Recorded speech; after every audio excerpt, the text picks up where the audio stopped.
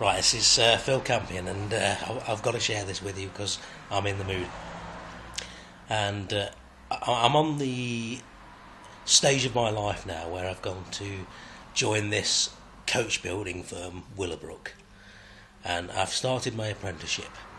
And we started off in what was known as the training area, so you were kind of separate from the other workers, and we were learning basic skills, metalworking and such like.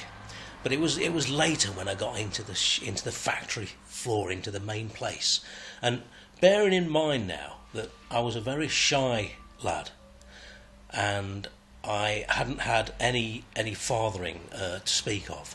And I was like a people watcher and a sponger of information, yeah. So I just noticed everything that was going on around me, and to be quite honest, it just blew me away. And I'd sometimes be kind of out of it, you know. I couldn't even concentrate on doing my own work.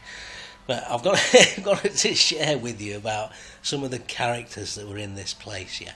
Now, there was one chap, a very, very big chap, big in every way, and he'd be on the doorstep of the coach that he was working on, and he'd have his newspaper laid out with the horse racing open on that page, and his cigarette tin and his flask and his sandwiches, all in the entrance to this bus, in the area that he would be working on this bus. And he'd be singing out across the factory, "I remember you."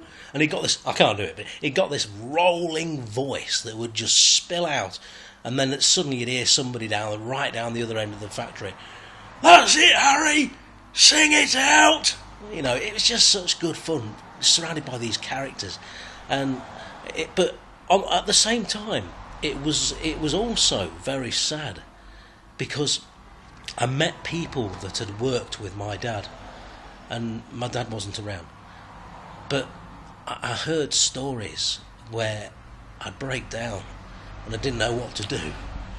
I'd hear stories like, "Oh yeah, your dad was such a skilled worker. He was hard to match on his ability of coach finishing, but he said there were days when he'd just tremble, and he couldn't even get down the steps of the bus. You'd just see him trembling, and it broke my heart when I heard that day. But there we are. You know, we get through, and we have to put things behind us. We have to stay in the precious presence, and we have to move forward. This is Phil Campion. That's what I wanted to share with you today, and I'll see you tomorrow. Bye.